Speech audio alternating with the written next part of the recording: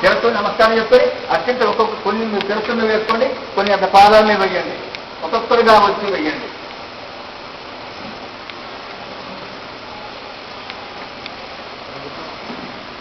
కూర్చోండి, అందరూ కూర్చోండి. ఇప్పుడు అందరూ మనం అత్యంత తీసుకోండి.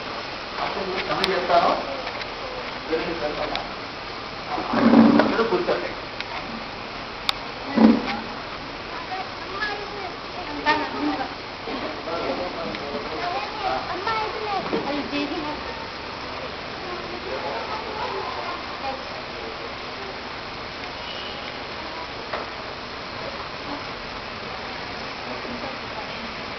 అందరూ అత్యంత పట్టుకోండి అమ్మా, కొంచెం ఫాస్ట్గా రావాలి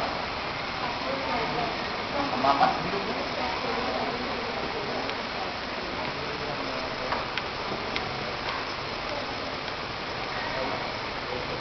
అందరూ అత్యంత పట్టుకున్నారమ్మా, అందరూ అత్యంతలు మళ్ళీ ఇవ్వండి, అందరికీ ఇవ్వండి. ఎంత చూస్తున్నాను, కొన్ని అత్యంతలు విజ్ఞానం వేయాలి, కొన్ని మీరు తెలుసుకునే వేసుకోవాలి.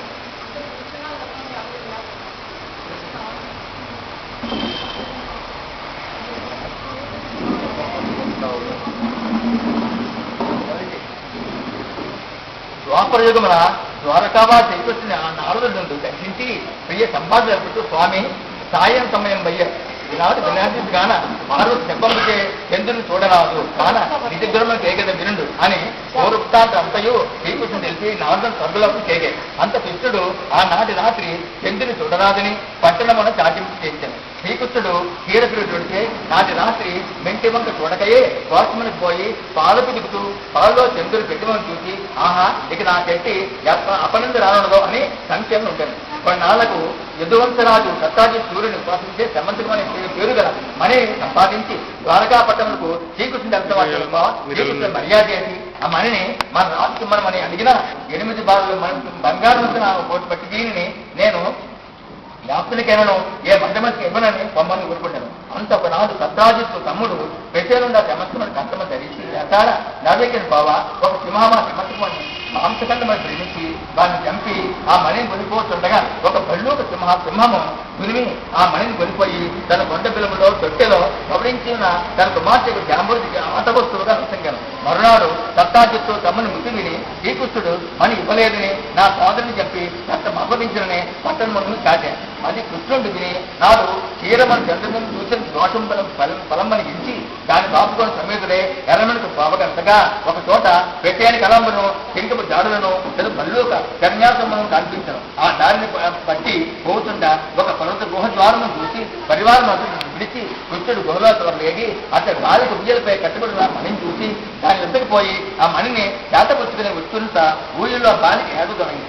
అంతా ఆదీనం ఎంత మానసి వచ్చినలో కేకలు వేశాను. అంతటి జాంబవంతుడు ఉపయోగతుండే చీకిచ్చిపై పడి అరుచుతూ నకంబులు గుర్తుతూ కోరలను దొరుకుతూ ఘోరముగా యుద్ధం చేయ కృష్ణుడు వాడి మరగోటి వృక్షముల చేతను తాళ చేతను బ్రతుక ముష్టిఘాతముల చేతను రాత్రింబవులు 8 దినములు యుద్ధము జాంబవంతుడు హీనముడై దేహంపేత దృష్టి శ్రీకృష్ణుడు తన బలము అనిపజేసిన పురుషుడు రమణ సమావేడు శ్రీరామచంద్రుడుగా తలచి అంచెలు కట్టించి ఎలా భక్తజన రక్షగా నేను పేదాయంగా రావణ దుష్ట సంహారాంతమే అవతరించి కొత్త నుంచి పాలించి శ్రీరామచంద్రుడిగా ఎదిగింది.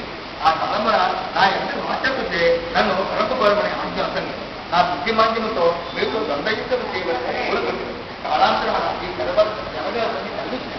అది మొదలు మీ నామస్మరణ చేస్తూ అనేక సమస్యలు బతుకుతూ ఇక్కడ ఇప్పుడు నామ నా హిమాత్మతో దయచేసి నా శ్రీమంతుడు శ్రీమై పరివర్తే విధించండి కాపాడు నీ కన్నాయ తీసుకురేమో మనసు గీస్తే పరివర్తి హింప శ్రీకృష్ణుడు పేరుడే జాంబవతుని తిరిగి మంత్రులు తన అర్థమవుతుంది అని చెప్పాలి. శ్రీకృష్ణుడికి